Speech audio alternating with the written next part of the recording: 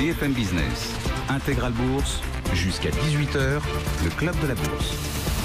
Le Club de la Bourse avec nos invités, Gustavo Orenstein qui est avec nous. Bonsoir Gustavo, bienvenue, gérant de fonds recherche économique et allocation d'actifs chez Dorval Asset Management. Julie Jourdan qui est avec nous. Bonsoir Julie. Bonsoir. Bienvenue également, gérante action américaine chez Morsortis. Et puis Mabrouk Chetouane qui est avec nous également. Bonsoir Mabrouk. Bonsoir. Bienvenue également, responsable de la stratégie et de la recherche de BFTIM. Un CAC 40, donc on le disait, bien orienté, 5544 points. Pour l'instant, on tient ce seuil des 5005 qui a été pendant un petit moment un espèce de plafond de verre. Comment est-ce que vous regardez ce marché parisien, Mabrouk, qui semble avoir encore de bons fondamentaux devant lui, fondamentalement? On revient finalement, une première lecture consiste à dire qu'on revient vers des fondamentaux et qu'on quitte un peu cette sphère anxiogène qu'on a eu tout cet été finalement, oui. Donc avec des émergents qui ont souffert, toujours l'histoire du commerce international qui était suspendu finalement aux déclarations et aux tweets de Donald Trump et aux répliques finalement chinoises, etc. L'Italie dont on attend encore l'issue, donc là oui. On ne sait pas trop où est-ce qu'on va, donc pour le moment finalement cette incertitude pèse peu, mais les dernières déclarations ainsi montraient en tout cas qu'on n'allait pas forcément dépasser le plafond du 3%, qui est le seuil effectivement au-delà duquel Bruxelles déclenche des procédures effectivement de déficit excessif. Donc aujourd'hui toute cette zone de risque est en train de s'apaiser, elle ne disparaît pas, attention, donc elle est toujours présente, et malgré finalement des conditions monétaires qui se renforcent aux US, on aura l'occasion d'en reparler tout à l'heure, on a finalement donc quelque part des fondamentaux macroéconomiques qui ne sont pas si mauvais, il faut quand même le souligner, des profits des entreprises qui sont conformes finalement aux attentes, qui ne déçoivent pas, donc il n'y a pas de raison dans ce contexte de voir les indices européens notamment réduire la cadence, d'autant plus que, il faut quand même le souligner, on est très en retard par rapport aussi aux indices américains évidemment, donc là finalement on fait que combler un gap en quelque sorte. Gustavo, comment est-ce que vous regardez cette configuration de marché là aussi, sur ce marché parisien là, 5500 points, ce plafond de verre là qu'on semble tenir, pour combien de temps on verra, voilà finalement, mais c'est... encore une fois il y a ce phénomène de grimper les murs d'inquiétude, toutes les inquiétudes qui ont été évoquées sont là, elles sont réelles. La guerre commerciale, on pourra en parler, mais enfin, qui ne s'apaise pas non plus. Elle est là pour durer a priori. Oui. Les problèmes italiens, on voit que d'heure en heure, on parle aussi plein de questions. Mais bon, malgré tout ça, effectivement, il y a les marchés s'ajustent, l'avalent et continuent de progresser. Et ça nous fait penser que cet été, on a effectivement eu le moment de plus intense stress. Oui. Il y a tous ces facteurs-là, qu'aujourd'hui sont, comme on dit, dans les prix. Et que donc on a un marché qui est un peu plus résistant, ce qui ne veut pas dire évidemment qu'il n'y aura pas de coup de volatilité. Oui. Donc l'Italie dès aujourd'hui c'est un enjeu, et les enjeux liés à la guerre commerciale qui vont évidemment perdurer encore plusieurs mois. Bonne tenue du marché parisien, des marchés européens, à l'exception évidemment de Milan qui est en baisse de 0,55%. On parlera de l'Italie bien sûr dans un instant. Bonne résistance aussi du marché américain, Julie, qu'on voit en hausse. Là on gagne 0,4-0,5% sur le Dow Jones, sur le S&P 500. Le Nasdaq qui rebondit de 0,9%. On a quand même très très bien digéré les propos de Jérôme Powell hier, qui trace une direction. C'est peut-être ça finalement qu'applaudissent les marchés, c'est qu'il est pragmatique, mais il dit clairement les choses. L'économie américaine va bien, elle est forte. On va avoir au moins encore 3 ans de croissance, peut-être modérée, mais quand même. Là, il trace une trajectoire très très claire pour les marchés finalement. Tout à fait. Puis il a également indiqué 2 choses qui me semblent extrêmement importantes.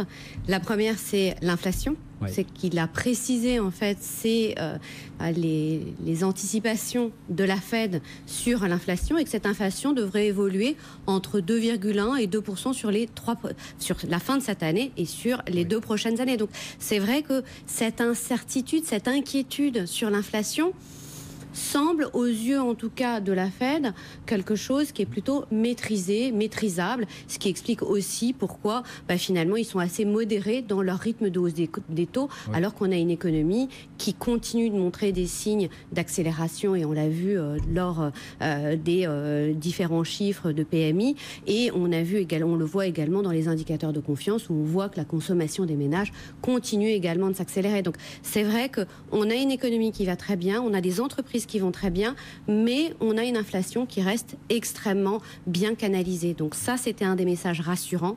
L'autre message qu'il a fait passer et qui était important, c'est de dire finalement, on va monter ces taux, on va sortir de la situation de politique monétaire accommodante, et ça c'est quelque chose qu'on attendait. Le mot est retiré des commentaires. Exactement. C'est pas anodin quand même. C'est pas anodin, ça faisait longtemps s'était bien inscrite, mais là c'est vrai qu'on a eu maintenant 8 hausses de taux depuis 2015, qu'on n'est toujours sans doute pas arrivé au point neutre, au fameux taux neutre de la Fed, mais qu'on va y arriver à un moment donné entre 2019 et 2021, c'est ce qu'ils disent en tout cas, sans donner plus de précision. Il est pragmatique, il dit l'économie est forte. Alors, il y a une phrase qui résume. Voilà, notre économie est forte, la croissance avance à un rythme solide, le chômage est bas, les salaires augmentent et l'inflation est basse et stable. Tout est dit finalement.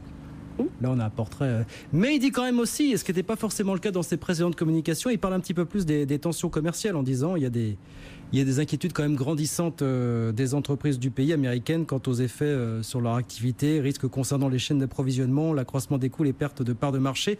Attention à la réduction des investissements qui pourraient en découler. Il évoque peut-être ce thème avec un petit peu plus d'acuité que lors de ses précédentes interventions. C'est compliqué d'avoir une vue spécifique, une vue précise sur ce qui va se passer, les conséquences du protectionnisme américain sur les entreprises américaines. Ce qui est certain en tout cas, et ça rappelle une publication de la BCE qui a publié une étude hier indiquant que l'économie qui devrait effectivement le plus souffrir de cette guerre commerciale, c'est d'abord les États-Unis. C'est quand même un résultat important à souligner. Ça, c'est le premier point. Mais encore une fois, le problème, c'est que les effets vont se manifester à long terme et ils sont conditionnés par beaucoup d'effets en quelque sorte. D'une part, c'est est-ce que les autres pays vont rétorquer en quelque sorte. Donc, s'il y a des mesures de rétorsion, là, l'impact va être beaucoup plus fort. Si, comme on le pense, Trump joue une carte effectivement un peu brutale de négociation, puisque finalement, ce qu'on voit, c'est que avec sa méthode effectivement un peu forte, il incite ses différents partenaires, pas de la même manière, on pourrait effectivement faire les choses de manière un peu plus douce, c'est vrai, mais à la négociation. On le voit avec le Japon notamment. Oui. Donc, sur le Canada, c'est un autre sujet et il a intérêt effectivement à se dépêcher. Mais globalement, c'est assez compliqué, et même pour la Fed, de se prononcer sur l'impact du commerce international, compte tenu des éléments dont on dispose et compte tenu finalement de l'incertitude entourant même finalement la stratégie de Trump, puisqu'on ne sait pas encore si, même s'il va aller jusqu'au bout, est-ce qu'il va vraiment tout axer en quelque sorte avec la Chine, ou est-ce que c'est une façon de les inviter, ou du moins de les forcer à aboutir à un accord. Ça, c'est l'incertitude la plus forte qu'on a, et ça explique pourquoi la Fed se prononce pas de manière chiffrée, en tout cas, sur cet impact du commerce international. Maintenant, j'aimerais juste rebondir sur ce qui a été dit précédemment sur les chiffres. Alors, tout à fait d'accord. La particularité, c'est qu'on a une révision à la hausse en fait des chiffres de croissance, parce que la Fed a augmenté de l'ordre de 0,3 points sa projection de croissance. On nous dit 3,1% pour cette année. On était à 2,8 en juin, on est à 3,1. L'inflation bouge pas, effectivement, donc quasiment aucune révision, donc c'est marginal de l'ordre de 0,1 point sur l'ensemble de son horizon de prévision. C'est-à-dire qu'en gros, on a aujourd'hui une croissance économique qui est forte, un taux de chômage qui reste relativement faible, des salaires qui montent, pas d'inflation. Donc là, en fait, c'est la particularité de ce cycle. C'est-à-dire qu'en gros, aujourd'hui, ce qui explique... Reprise sans inflation, ça fait longtemps qu'on fait ce constat. Voilà. Oui, mais il y a l'ensemble de la littérature économique et de la recherche qui indique qu'à un moment donné, avec un marché du travail qui sera autant sous pression, on le voit, donc des salaires qui commencent à progresser, toujours pas d'augmentation de l'inflation. Ce qui questionne par ailleurs aussi les fameuses hausses de taux de la Fed, puisque avec finalement le ralentissement économique anticipé par la Fed elle-même, pas d'inflation en quelque sorte, est-ce qu'il est justifié de continuer ce mouvement de resserrement monétaire jusqu'en 2020, puisqu'aujourd'hui les dots indiquent effectivement que jusqu'en 2020 la Fed resserrera sa politique monétaire. Donc aujourd'hui il y a véritablement, quand on regarde les anticipations de marché, on a ce décalage entre Fed et marché. Commentaire là-dessus, Gustavo? Alors évidemment, la difficulté, c'est que tout ça étant conditionné les uns aux autres. Donc là, on arrive à 2,1% si effectivement la Fed suit le parcours qu'elle a elle-même annoncé. Alors c'est assez compliqué de voir dans cet ensemble-là. Donc si elle ne le faisait pas, il est probable que l'inflation accélérerait plus si je suis leur propre logique. Je crois que justement Jérôme Powell est quelqu'un d'assez pragmatique, c'est une Fed assez pragmatique, et il l'a dit, si l'inflation devait accélérer plus qu'attendu, on montera plus vite qu'attendu. Et je crois que, alors bon, il se trouve que les prévisions de la Fed en termes de croissance et d'inflation n'ont pas été très bonnes ces dernières années, même franchement à côté de la plaque. Donc je ne suis pas sûr qu'ils aient eux-mêmes une énorme confiance dans cette propre prévision, mais c'est une prévision conditionnée au parcours qu'eux-mêmes envisagent. Donc ce qui est intéressant dans ce qu'a fait la Fed, c'est que précisément c'était extrêmement attendu. Il y a des mots un peu pour tout le monde, ceux qui sont inquiets, ceux qui ne sont pas inquiets, ceux qui pensent qu'il y a trop d'inflation, ceux qui pensent qu'il n'y en a pas assez. Il y a un bon équilibre pour ce qu'on appelle les colombes et les faucons. Exactement, ils ont distillé un discours, on enlève effectivement initialement le mot accommodant, mais après il explique que simplement un résidu des forward guidance du passé, qu'il fallait l'enlever, n'avait plus de sens de le garder, mais ça n'était pas une information sur la trajectoire. Enfin, il a essayé d'être le plus médian possible, et c'est une Fed très médiane. Et le point important, c'est que la Fed ne nous semble pas être un ennemi de l'économie, n'est pas dans un stade, dans un moment où elle a envie vraiment de faire ralentir l'économie. Elle l'accompagne en étant le plus neutre quelque part possible. Et être neutre, c'est quand même monter ses taux. C'est pas l'avis de Donald Trump qui est le seul mécontent de l'histoire finalement de ce qui s'est joué hier soir, parce qu'il a encore dit qu'il était mécontent de la hausse des taux annoncée par la Fed. Juste une question sur l'éventuel impact, vous disiez ça sera du long terme, l'impact des tensions commerciales sur les entreprises. Et on va voir les résultats du troisième trimestre qui vont commencer à tomber. Est-ce que vous pensez qu'on peut commencer à sentir un début de prémisse de quelque chose, d'un effet de ces sanctions commerciales sur les résultats du troisième trimestre aux États-Unis, Julie, pour vous? Est-ce qu'on risque de voir quelque chose ou... C'était assez intéressant. Donc, on vient de finir la période de résultats du deuxième trimestre avec les publications et les commentaires d'un certain nombre d'entreprises. On a vu déjà l'occurrence des tensions commerciales dans les propos des CEO qui étaient beaucoup plus fortes. On a à peu près, je crois, 35% des CEO des entreprises américaines qui parlaient de leurs craintes à un moment donné de tensions commerciales qui montent. On a eu un sondage qui est paru très récemment de la confiance justement des CEO américains. Et ce sondage montre qu'aujourd'hui, on a nettement une inquiétude qui est en train de monter par rapport aux tensions géopolitiques, et ça se traduit par une volonté de réduire leur CAPEX sur les 6 prochains mois. C'est-à-dire que là où ils étaient 66% à penser qu'ils allaient augmenter leurs dépenses d'investissement, ils sont plus que 58%. Donc on voit que ça commence à être quelque chose de plus présent. Même si, à ce stade, ça n'avait pas pénalisé les résultats. Et même si on anticipe encore des publications de résultats qui seraient en croissance de l'ordre de 20%. Ça, c'est les estimations, dont on sait qu'elles sont toujours dépassées de l'ordre de 3-4%, comme ça a été le cas historiquement. Et donc, on peut s'attendre à des profits qui croissent encore entre 20 et 24%, ce qui est sur le même rythme que sur le premier et le deuxième trimestre. Donc, on va voir.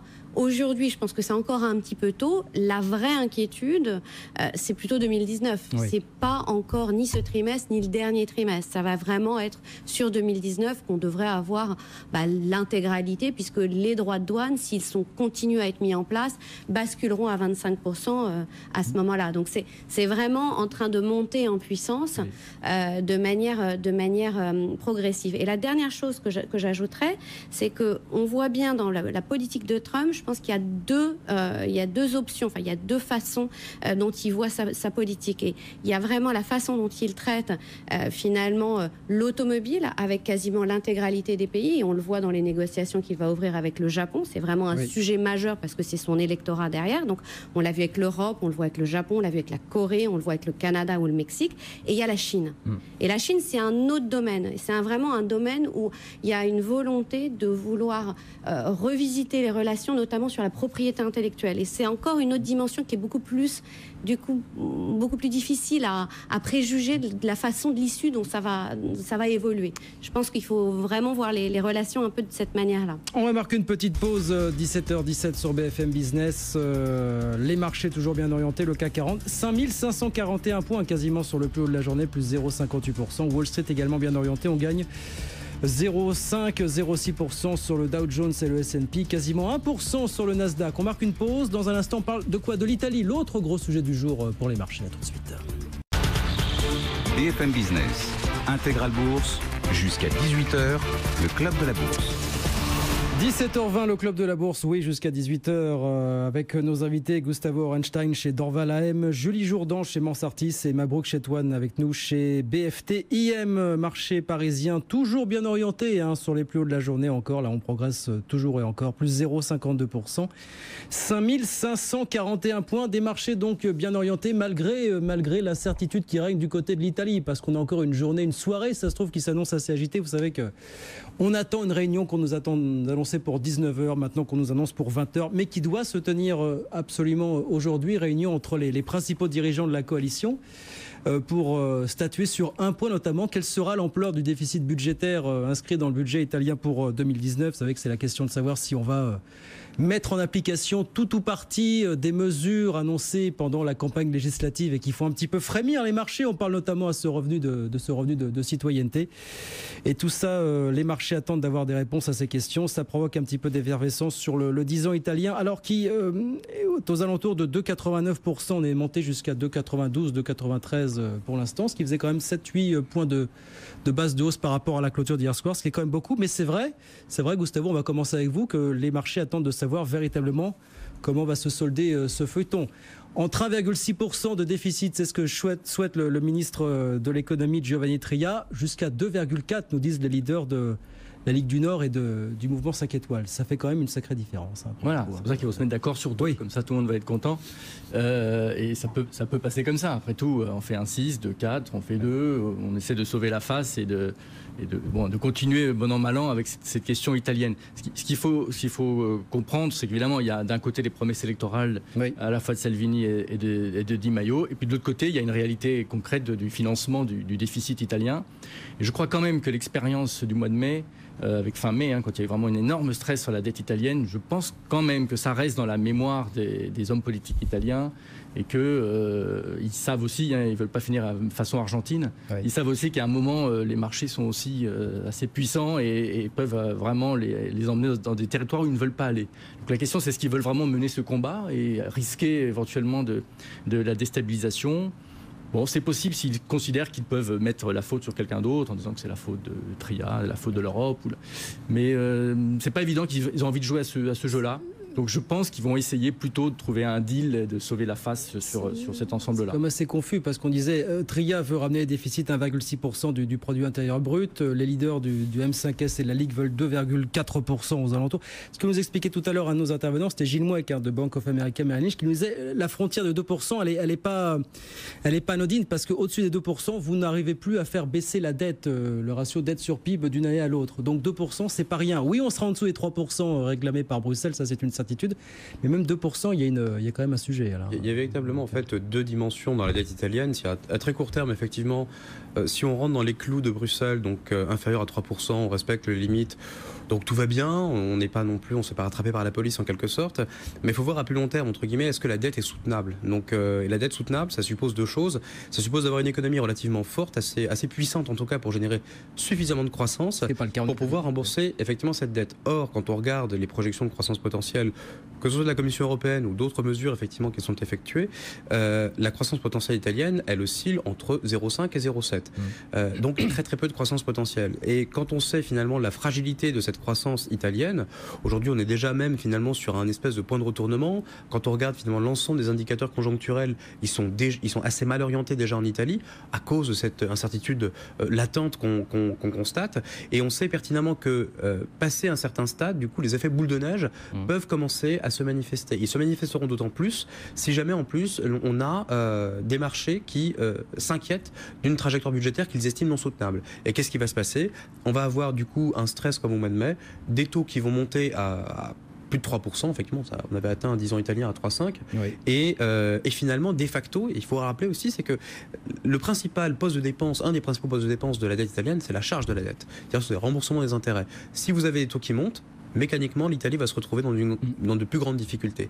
Et ça, je ne pense pas, effectivement, qu'il y a que l'équipe dirigeante qui est en place souhaite aller au clash avec les marchés. Et il y a un principe de réalité, tout simplement, qui va les ramener à l'ordre. Donc 2%, effectivement, c'est la moyenne. Quand on prend le 1,6 et le 2,4, donc c'est vraiment pile poil au milieu.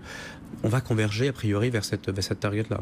Il y a un autre sujet, il y a celui des marchés, évidemment, puis il y a aussi un sujet éminemment politique, c'est qu'est-ce que vont penser ou dire les partenaires de l'Italie, que ce soit la France, l'Allemagne, même Bruxelles. Il ne faut pas oublier quand même, il y a aussi un marqueur politique très important sur les élections européennes l'an prochain. Se braquer contre les Italiens à quelques mois des élections européennes, c'est peut-être pas très porteur non plus sur le plan politique quand même, Gustavo. Ça aussi, il faut le prendre en considération quand même. Oui, on peut y espérer que, comme souvent, les hommes politiques alimenter le rejet de l'Europe à quelques mois, voilà, comme ça. Quel que soit le chiffre d'ailleurs. Oui. Ils déclarent victoire, que Moscovici dit très bien, 2% c'est très bien, et puis il y a des bonnes dépenses, que Salvini dise oui, c'est très bien, on a un peu baissé un petit peu peu les impôts et que tout le monde y retrouve un petit peu c'est quand même leur métier, les hommes politiques, d'essayer de faire passer tout ça, le principe de réalité, d'amener toutes ces croyances à une réalité concrète. Et effectivement, chaque point de base de hausse des taux, c'est X milliards en moins et X milliards en moins pour payer les baisses d'impôts et autre chose. Donc cet arbitrage-là, je pense qu'ils sont, c'est leur métier en tout cas de l'expliquer. Il y a éventuellement une question de la fragilité politique de cette coalition. Donc est-ce que Di Maio voudrait partir, Salvini voudrait partir? Des rumeurs qui disent que Tria démissionnerait, ça a été démenti tout à l'heure. Voilà, c'est vrai qu'il y a une lutte entre la technocratie italienne, dont Tria est vraiment l'exemple parfait, et puis bon, la politique de 5 étoiles et de la Ligue. Bon, il semble que 5 étoiles n'a pas forcément très envie d'aller aux élections non plus. Ils pourraient perdre beaucoup de sièges pour la Ligue. Le seul qui a intérêt, c'est Salvini, éventuellement. Mais je crois que l'équation politique est assez compliquée. Il nous semble, nous, qu'il y a plutôt intérêt à s'entendre et à déclarer, tout le monde déclarant victoire. Et puis on s'en sort plutôt bien comme ça. Mais bon, en attendant, c'est vrai que c'est assez angoissant. C'est angoissant pour les marchés qui attendent de savoir. Ce qui veut dire que dans le pire des cas, allez, on aurait quoi? Des déficits italiens qui seraient à 2,4% du PIB, donc en dessous des fameux 3% exigés par Bruxelles. Des déficits italiens qui seraient inférieurs finalement à ceux de la France, qui va être quoi, à 2,8% l'an prochain, voilà. Comme un commentaire qu'on peut faire. C'est pas la même économie. C'est pas la même économie, mais voilà. C'est ça, en fait, là aussi, entre guillemets, la grande différence, c'est que vous prenez même les États-Unis, qui peuvent s'autoriser des déficits budgétaires qui sont pharaoniques par rapport aux nôtres, mais encore une fois, c'est pas du tout la même capacité à générer de la richesse. Donc tout le paradigme, il est là. C'est comment vous organisez votre système productif pour qu'il puisse générer de la richesse pour rembourser votre dette. Donc, et en Italie, on voit bien qu'on a un problème. On a un problème structurel dans le secteur bancaire, on a un problème structurel sur le marché du travail. Donc il y a tout un tas de problèmes qui n'ont pas encore, ou du moins partiellement été traités, et finalement tout ceci plombe cette capacité qu'a l'économie italienne à progresser, à générer de la richesse. Et tout ceci, bien sûr, se paye à un moment donné. Donc on ne peut pas non plus dépenser de manière explosive. Et il y a une autre dimension qu'il faut rappeler aussi, c'est qu'en embuscade, si je puis dire, il y a les agences de notation. C'est que si jamais, encore une fois, l'Italie prend le risque de publier un budget qui serait jugé excessif sur le plan des dépenses, vous avez en fait de facto derrière des dégradations qui peuvent survenir, et là vous avez un autre problème qui peut poindre le bout de son nez, c'est est-ce que la BCE pourra continuer de racheter effectivement la dette italienne? Et là on est encore dans une autre phase de la crise d'anxiété. Donc l'Italie ne jouera pas avec le feu, a priori, les gouvernements italiens. Il y a aussi toujours l'idée que la Banque Centrale Européenne, même si elle est un petit peu moins présente, reste quand même relativement présente. Voilà, ça reste quand même le filet de sécurité aujourd'hui, Gustavo, très clairement, quoi. Oui, aujourd'hui, la question du risque systémique européen est quand même très, très réduite. Et l'idée éventuelle que l'Italie sortirait de la zone euro, ce type de scénario extrême, qui figurait même pas dans le programme ne figurait pas. Il y a eu un moment où c'était effectivement au mois de mai, ça a été un peu discuté, ça fait partie un petit peu de la tension. Bon, aujourd'hui, ce risque semble un peu atténué. Donc tant que le risque systémique est écarté, je veux dire, effectivement, la dette peut-être baissera pas, mais soyons honnêtes, entre 2,4 et 2, on n'est pas en train de parler des choses énormes, donc c'est pas des différences gigantesques. On est plus dans la politique, dans la psychologie, dans savoir est-ce que l'Europe arrive à mettre des limites, et est-ce que les populistes, et qui ne sont pas qu'en Italie, qui apparaissent dans d'autres pays, se retrouvent aussi confrontés à la réalité. Il y a aussi peut-être une volonté de montrer qu'on peut rêver à tout ce qu'on veut, mais qu'il y a des réalités concrètes financières qui doivent être respectées. Le but du jeu étant effectivement, comme vous le disiez, que chacun sorte de cette histoire en ayant le sentiment d'avoir été entendu. Voilà, ça, c'est le but de la politique. C'est le but de la politique, et ça sera le but encore au cours des prochaines heures. L'Italie, qu'on continue de surveiller bien sûr abondamment. On va marquer une pause, bientôt 17h30, on va aller au fixing. Avec des marchés bien orientés, le CAC 40 qui progresse de 0,45% quasiment sur les plus hauts de la journée, 5537 points en ce moment. Et puis Wall Street bien orienté pour l'instant également. On gagne 0,5% sur le Dow Jones, sur le S&P 500. Et puis le Nasdaq justement qui progresse un petit peu plus fortement, plus 0,85%. 17h30, le fixing dans un instant sur BFM Business. À tout de suite. 17h31, on est donc à 4 petites minutes maintenant de la clôture à la Bourse de Paris, avec un CAC 40 là qui se dirige vers une petite hausse de 0,47%. Oui, on est quasiment sur les plus hauts de la journée, 5538 points pour le CAC 40. On va retrouver Andrea Tsueni depuis Saxo Bank. Rebonjour Andrea, merci d'être avec nous pour commenter ce fixing. Et cette séance qui va se terminer, alors on semble avoir, ça y est, intégré les propos de Jérôme Powell, et puis on fait fi pour l'instant, on verra ce qu'il en sera dans quelques heures, de ce qui pourrait se jouer du côté de l'Italie. Pour l'instant, tout va à peu près bien, finalement, Andrea. Oui, c'est vrai qu'on a l'impression comme ça que tout va bien sur les marchés. Les marchés sont surtout imperméables à tout risque qui peut y avoir. On a une digestion qui a été plutôt bonne des propos de Jérôme Powell. On l'a vu à Wall Street, ça a été un petit peu compliqué sur les futurs, un petit peu compliqué sur l'ouverture, et puis derrière on a réussi à réaccélérer à la hausse, et c'est ce qui coïncide, on va dire, avec l'accélération aussi à la hausse des marchés européens et notamment du CAC. On est venu quand même tester la résistance 5545,50 sur le CAC, donc c'est encore une fois quelque chose de positif. Au-delà, c'est vraiment 5585 et c'est vraiment le dernier niveau avant le niveau psychologique des 5006. Donc on est quand même on revient quand même de loin sur ce marché, et on a quand même enclenché une phase de hausse qui est quand même relativement importante, malgré encore une fois un contexte qui reste très incertain et très indécis. Donc il faut malgré tout rester prudent sur ce marché. Il ne faut pas céder à l'euphorie parce qu'on a vraiment encore une fois beaucoup de flux positifs et beaucoup de séances de hausse qui s'enchaînent. Mais malgré tout, le contexte reste incertain. Vous l'avez dit, il y a l'Italie qui a été complètement ignoré aujourd'hui, mais c'est un risque qui pèse sur les marchés et qui peut créer une ouverture beaucoup plus compliquée demain matin. On a toujours un risque géopolitique avec les relations commerciales entre les États-Unis et la Chine. Rappelons que Donald Trump a accusé la Chine d'ingérence sur la politique américaine. Donc il y a encore beaucoup de tensions entre les deux pays qui pourraient provoquer d'autres complications sur les marchés. Donc voilà, on est encore sur un contexte incertain, mais dans un marché de fond qui reste quand même positif. Donc voilà, on l'a dit sur le CAC, toujours cette résistance 5545,50 objectif. Donc c'est de la casser cette résistance pour aller tester un prochain niveau vers 5585.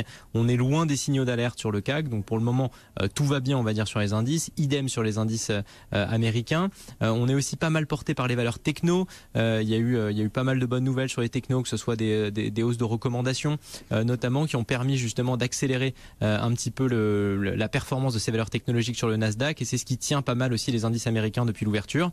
Et puis à l'inverse, un petit mot aussi sur les devises. Sur l'euro-dollar, par contre, on a un biais plutôt baissier sur l'euro. Le dollar reprend un petit peu du poil de la bête après les propos de la Fed hier, qui a continué de renforcer l'idée de sa politique de normalisation.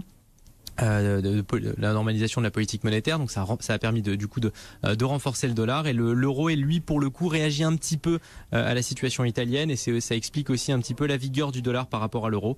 Donc à suivre aussi, on revient sur des niveaux qui sont assez intéressants, au niveau de la moyenne mobile à 100 jours et à 50 jours, vers 1,1650 et 1,1615, c'est les deux prochains niveaux de support sur cette paire euro-dollar qui peuvent eux aussi constituer les objectifs, parce qu'on a quand même un biais baissier depuis hier sur cette paire de devises. Donc voilà, à suivre maintenant l'évolution dans les prochains jours. L'Italie doit pas être ignorée parce que ça peut être un gros risque sur les marchés.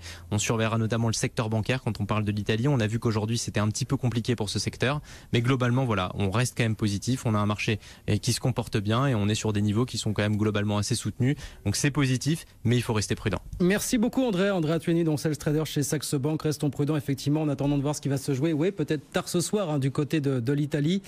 On a un secteur bancaire, on est à quelques secondes de la clôture. Allez, on va vous dire qu'effectivement on a un secteur bancaire qui va terminer en baisse ce soir. Société Générale qui perd en ce moment 0,48%. L'action de la Société Générale qui est à 38 €. BNP Paribas qui se replie de 0,3%, 54,45 €. Et puis d'autres valeurs qui entraînent le marché vers le bas, en tout cas, qui laisse un petit peu le marché ce soir. Atos qui finit ce soir en baisse de 2,2%, c'est la lanterne rouge sur le CAC 40, un peu plus de 205 €. Et puis ST Microelectronics, le secteur des semi-conducteurs qui a souffert aujourd'hui après un abaissement de recommandation d'UBS sur le géant américain AMD. ST Micro qui perd ce soir 1,8%, 15,89 €. Et puis Capgemini, Valeo qui perdent toutes les deux un peu plus d'1%. À l'inverse, on a essentiellement des valeurs dites défensives qui se comportent bien ce soir. Essilor qui termine plus forte hausse du CAC 40, quasiment 2% de hausse, 129 €. Sanofi, poids lourd de la cote,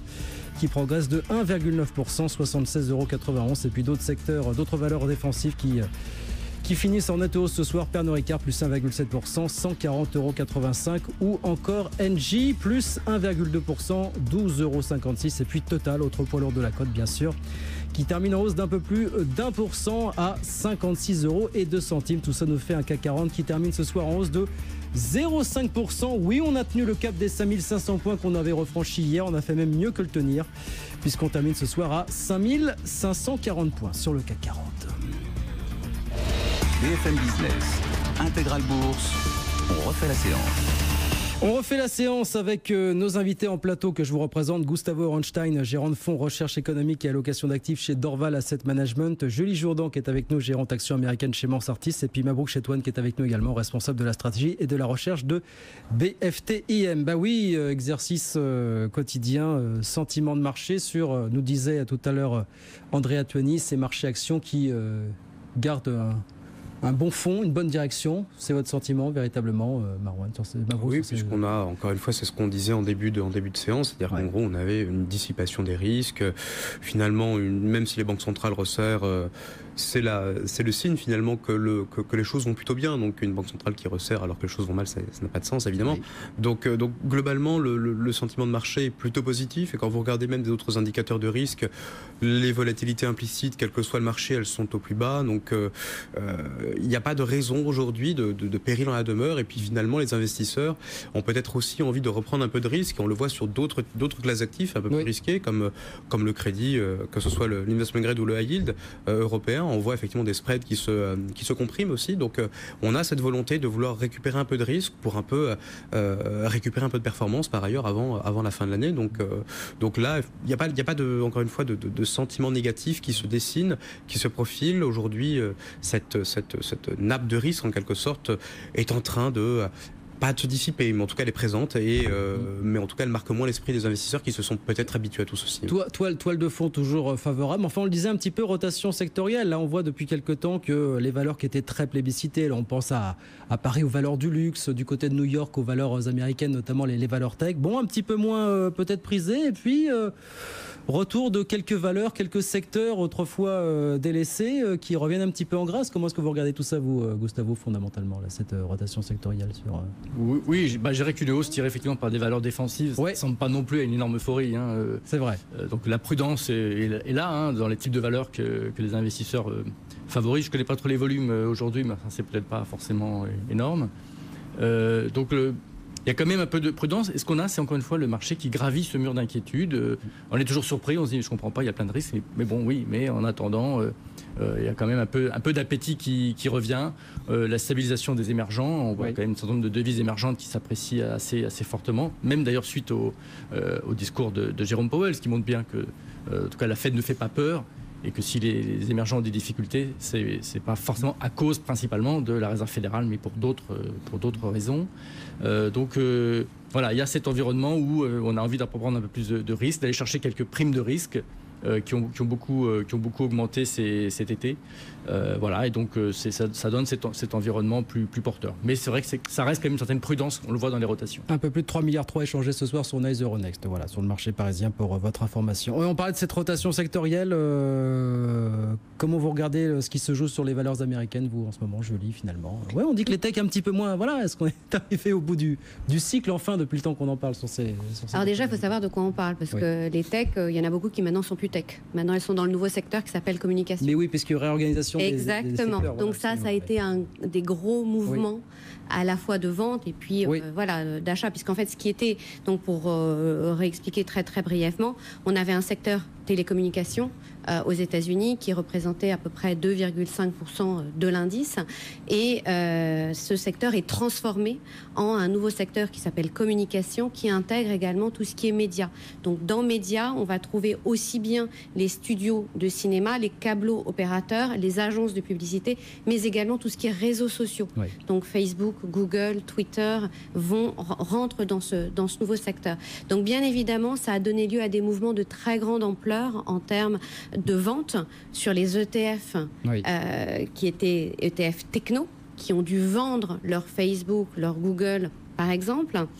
Et on va voir qu'on sort effectivement ces ETF communication. Mais c'est vrai qu'il y a eu des grosses rotations qui ne sont pas forcément liées à un manque d'appétit, mais plus à des éléments techniques.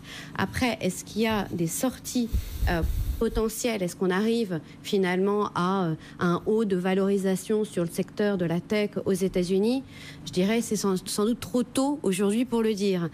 D'autant plus qu'aujourd'hui, on voit bien que les valeurs technologiques et les valeurs de croissance aux États-Unis sont celles, en tout cas dans les valeurs de technologiques, qui bénéficient le moins des réformes fiscales. Elles en bénéficient quasiment pas, puisque souvent ce sont des sociétés extrêmement internationales, et qui ont les plus belles hausses de chiffre d'affaires et de profit. Donc c'est pas encore, je dirais aujourd'hui, moi j'observe pas de rotation sectorielle de ce point de vue-là. On a eu effectivement des éléments techniques. Donc c'est essentiellement des éléments techniques. Ouais. Sur le marché parisien, je le disais aussi, on revient sur certaines valeurs, certains secteurs autrefois un petit peu délaissés. On achète un petit peu moins de luxe ces temps-ci. On revient un petit peu sur l'auto, le secteur bancaire. Est-ce que c'est des dossiers, des secteurs que vous commencez à regarder, que vous avez déjà recommencé à regarder, vous, Mabrouk? J'ai déjà réexposé sur les secteurs entre guillemets value. Donc globalement toute la thématique value qui a énormément souffert cet été. À un moment donné, quand vous avez des valorisations qui sont si peu élevées, vous dites qu'il y a forcément une prime à capter parce qu'il y a une exagération de marché. Et donc les secteurs emblématiques de ce call value, bien sûr, c'est le secteur bancaire, le secteur de l'auto, alors le secteur bancaire c'est toujours un peu délicat, mais avec une thématique effectivement hausse de taux, on devrait effectivement voir ce secteur bénéficier de cet environnement-là. Aux autos graduelles encore, voilà. Graduelles, mais bon, elles sont quand même présentes. Donc par rapport à un environnement où on n'avait pas du tout de hausse de taux qui était dans le tuyau, c'est mieux que rien en quelque sorte. Le secteur auto, finalement, alors effectivement, il y a aussi une dichotomie quand on observe les ventes qui n'ont jamais été aussi fortes et finalement ce qu'en pense le marché boursier. Donc, pour des éléments techniques sur juillet-août, voilà, qui ont trait à l'entrée en vigueur des nouvelles normes environnementales en septembre. Voilà. Donc, et puis on a aussi le secteur de l'énergie, donc qui là aussi une thématique pétrole qui est derrière, qui est extrêmement forte. On pourra en reparler notamment avec les déclarations de l'OPEP de ce week-end, qui là aussi bénéficie d'un environnement conjoncturel extrêmement favorable. Donc ce call value, on l'a effectivement joué quand ça nous semblait effectivement opportun de le faire, et manifestement on observe un engouement pour ces secteurs-là. Voilà pour vos choix du moment, Mabrouk. Gustavo, même question finalement. Est-ce que on parle de secteur, l'automobile, la banque notamment, sur lequel vous jetez de nouveau un œil, si ce n'est déjà fait finalement chez Dorval Asset Management? Oui, il y a ces questions. Alors on ne tend pas forcément à penser beaucoup en termes de style de gestion de cette manière-là, enfin croissance ou value. Mais disons que si tout d'un coup on recherche des primes de risque, disons pour des endroits effectivement où il y a des primes de risque importantes, où est-ce qu'on va les trouver? On va les trouver effectivement en Italie, et alors non seulement sur les obligations italiennes, mais également sur les banques italiennes et un certain nombre et le secteur bancaire en général. Et on va les trouver dans les émergents. Ce sont les endroits où aujourd'hui il y a les primes de risque qui sont les plus élevées. Voilà, c'est plus que disons faire croissance versus value. Je sais que c'est une manière assez habituelle de séparer l'univers d'investissement, mais on préfère parler de primes de risque plutôt que de ce type de segmentation. Allez, on va marquer une petite pause, la dernière, avant la dernière partie de ce Club de la Bourse. Je vous rappelle donc la clôture à Paris ce soir, plus 0,5% pour le CAC 40, 5540 points. Oui, on a tenu le seuil des 5500 points, on est même bien au-dessus ce soir, 5540. Wall Street également en hausse, en ce moment on gagne 0,5% sur le Dow Jones et sur le S&P 500. Le Nasdaq lui progresse de 0,8%. En attendant bien sûr de voir ce qui va jouer ce soir du côté de l'Italie, on va en reparler dans un instant. Et puis on va parler aussi, justement, on a commencé à en dire un mot, de ce pétrole, toujours bien ancré au-dessus des $80 le baril, $82 pour le Brent en ce moment, quasiment $80,54. Avec toujours ce jeu à plusieurs entre l'Amérique d'un côté et les autres gros producteurs de l'autre. Tout ça dans un instant, tout de suite. BFM Business, Intégral Bourse, jusqu'à 18h, le Club de la Bourse. Allez, 17h48, encore quelques minutes avec nos invités, Gustavo Ronstein, Gilles Jourdan et Mabrouk Chetouane, pour commenter l'actualité du jour sur les marchés. CAC 40 en hausse ce soir de 0,5%, 5540 points. Alors on commençait à en dire un mot juste avant la pause. Ce pétrole, oui, véritablement, ce prix du pétrole qu'on continue de regarder. Un pétrole toujours bien orienté, clairement au-dessus des $80, $81,63 en ce moment pour le baril de Brent. Vous avez vu les déclarations de Donald Trump qui s'est emporté ces derniers jours, notamment contre certains des pays membres de l'OPEP, pour les enjoindre de faire ce qu'il fallait pour faire baisser le prix du baril. Est-ce qu'on n'a pas là des propos un petit peu électoralistes avant les élections de mi-terme? Parce qu'au fond, ce prix du baril à $80, il arrange beaucoup de monde, y compris les Américains finalement. Julie, vous êtes d'accord avec ça ou pas? Alors, le prix à $80, il est déjà en premier lieu, il est au plus haut depuis 2014. Oui, donc effectivement, on retrouve des niveaux qui sont d'une grande profitabilité pour un certain nombre de sociétés américaines. Mais en fait, aux États-Unis, à l'intérieur des États-Unis, on a un grand bassin qui s'appelle le bassin Permian, qui est là où on a énormément de la croissance de la production américaine, qui a un certain nombre de problèmes à l'heure actuelle en termes de transport, d'acheminement jusqu'aux raffineries. Ouais. Et donc en fait, le prix dans le Permian, il n'est pas du tout à ces niveaux-là. On a un écart qui est extrêmement important, qui est de l'ordre de $12 à peu près. Donc c'est vrai que c'est bénéfique aux États-Unis, mais en fait, pas aux producteurs. C'est vraiment la situation dans le Permian, elle est très spécifique. Donc, mais ça concerne une grosse partie des producteurs ou ça concerne une grosse partie des producteurs, oui, tout à fait. D'ailleurs, on le voit bien. Les Américains s'accommodent de ce prix de $80. On dit c'est juste de la gesticulation de Trump avant les élections. Non, pas totalement en fait. Il y a quand même une. Donc en fait, aujourd'hui, on a une production au niveau mondial qui est globalement satisfaisante, puisqu'elle répond aux besoins, mais on sait d'avance qu'on a un certain nombre de problèmes qui sont déjà en train de se produire. C'est le cas par exemple avec le Venezuela, dont la production a baissé à peu près de 700 000 barils jour par rapport à l'année dernière. Avec l'Iran, dont la nouvelle vague de sanctions est mise en place à partir de la semaine prochaine, où ça pourrait retirer, selon les estimations, entre 500 000 barils jour et 1,5 million barils jour.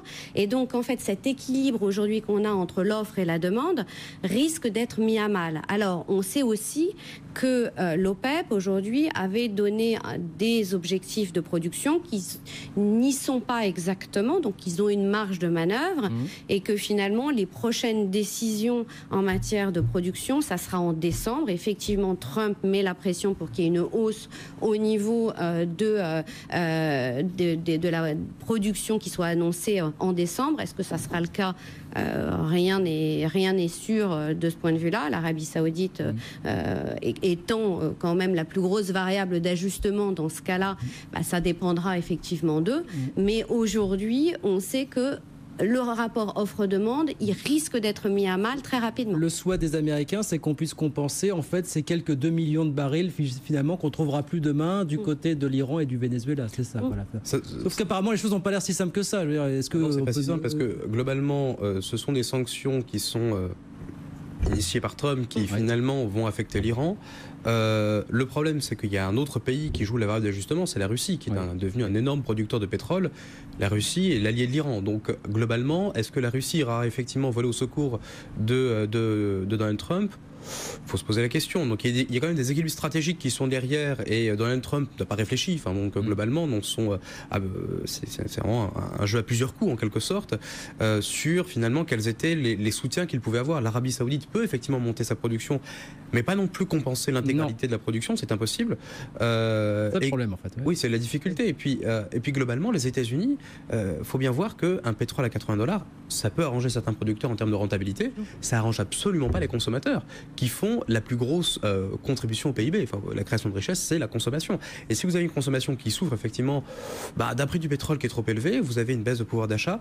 Il faut le rappeler aussi que le salaire réel aux États-Unis ne croît pas. Donc il stagne à zéro, donc en progression. Donc ça, il faut quand même rappeler que cette petite couche supplémentaire d'inflation qui va venir de la sphère énergétique pourrait poser quelques problèmes à Donald Trump sur le plan électoral, puisque on sait tout, enfin historiquement, la consommation, les prix du carburant sont un déterminant, enfin un facteur clé finalement dans un peu la décision de vote des Américains. D'où cette déclaration la semaine dernière à l'encontre des pays de l'OPEP. Voilà, quelques semaines des élections de mi-mandat. Gustavo, oui. D'abord, il aurait pu Trump allier l'action et la parole, puisqu'il a des réserves stratégiques aux États-Unis. Il ne les a pas utilisées. Le secrétaire américain à l'énergie, Rick Perry, a aujourd'hui qu'il n'est pas question de toucher au stock. Donc j'imagine que c'est pas lui qui a eu l'idée. On a dû lui dire non, tu touches pas. Donc il pouvait le faire s'il avait envie de peser sur le cours. Il l'a pas fait non plus. Bon.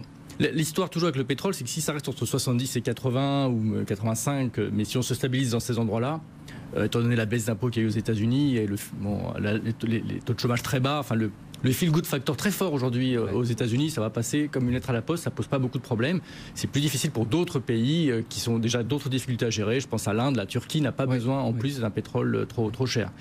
Mais disons que si ça en reste là, les effets dans l'économie américaine risquent d'être relativement faibles. Dernière question, il reste 2 minutes. On va rester avec vous, Gustavo, sur le dossier des émergents, puisqu'on parlait de la Turquie avec vous dans un instant. Bon, on a vu encore hier de l'agitation du côté de l'Argentine, qui a obtenu une rallonge du FMI, 7 milliards de plus pour stabiliser son économie. On voit des émergents qui ont passé un été difficile, mais Il y a un ralentissement, mais il n'y a pas eu de contamination à l'ensemble des économies. De manière générale, est-ce que pour vous, il faut s'attendre à ce qu'on connaisse de nouveaux épisodes dans les prochains mois? Est-ce que vous voyez plus une aggravation d'ensemble de la situation, plus que des risques séquentiels finalement du côté des Oui, pour l'instant, ça reste encore idiosyncratique, enfin des pays, des chocs spécifiques. Bon, la question importante va être l'élection brésilienne qui s'approche, évidemment. Octobre, donc le 7 octobre, je crois, pour le premier tour. Donc ça, c'est un enjeu important de ce qui va se passer et surtout de la politique économique qui va suivre. Parce que quelque part, le Brésil a le problème de l'Italie, c'est-à-dire des marges de manœuvre extrêmement faibles et une croissance très faiblarde. Et donc, ils n'ont pas beaucoup de marge de manœuvre. Et donc, la politique ne doit pas non plus trop déraper de manière à ce qu'il y ait un peu de visibilité. Donc si cette élection se passe pas trop mal, on va voir exactement ce qu'il en est. Hein. C'est vrai que c'est une course assez complexe avec entre des partis plutôt d'extrême, vu que les partis du centre sont très très bas dans les sondages. Donc on va voir un peu. Mais bon, la logique, c'est qu'en s'approchant de l'élection, comme souvent, comme en France d'ailleurs, il y a une course vers le centre de la part des candidats. Donc ils commencent à mettre de l'eau dans leur vin, à dire oui, non mais bon, on va pas augmenter trop le déficit, oui, mais on va faire ceci. Bon. Donc il y a ils sont un peu plus sages en s'approchant de l'élection. Donc ça peut un peu calmer les esprits. Si ça se passe bien, je pense que c'est assez bon pour l'ensemble des émergents qui aujourd'hui, c'est vraiment la zone dans le monde où effectivement les primes de risque sont les plus élevées de loin. 30 secondes, Mabrouk, là-dessus, sur les émergents. Voilà. Resserrement progressif aux États-Unis, danger pour vous sur les émergents ou pas? Danger immédiat, peut-être pas. C'est une question de niveau, hein, parce que si la Fed effectivement atteint 3%, enfin va au-delà, atteindre. C'est à 3,75% en 2020. Oui, là effectivement, on pourrait peut-être parler de danger et encore. Non, on a bien vu la Turquie que c'était idiosyncratique. Hein, donc on a eu un stress, on a eu une inquiétude. Donald Trump, qu'on a rajouté une couche en disant qu'il allait sanctionner effectivement l'acier turc. Donc ça, c'est une couche d'anxiété supplémentaire. La Banque centrale qui n'a pas réagi immédiatement, mais qui a délivré finalement comme attendu. Donc ça a permis une détente, etc. Donc on n'a pas eu de contrôle des capitaux, on n'a pas eu de catastrophe. Donc c'est de l'idiosynkratique. C'est vrai qu'il y a encore d'autres facteurs de risque, le protectionnisme, la guerre commerciale, le pétrole. Tout ceci, il faut bien rappeler que les pays émergents sont très différemment exposés à ces différents risques. Certains pays vont profiter effectivement de la hausse des prix du pétrole, d'autres pas du tout. Donc il faudra bien sûr faire de la segmentation. Allez, c'est terminé pour Club de la Bourse. Merci à tous les trois, Gustavo Orenstein, Julie Jourdan, Mabrouk Chetouane avec nous sur BFM Business. La clôture à Paris, donc plus 0,5% ce soir pour le CAC 40, 5540 points à la clôture. Intégral Bourse revient demain à 15h30 bien sûr. Annie Lemoine dans un instant, le 18-20 sur BFM Business. Très bonne soirée. BFM Business, Intégral Bourse, jusqu'à 18h, la bourse en temps réel.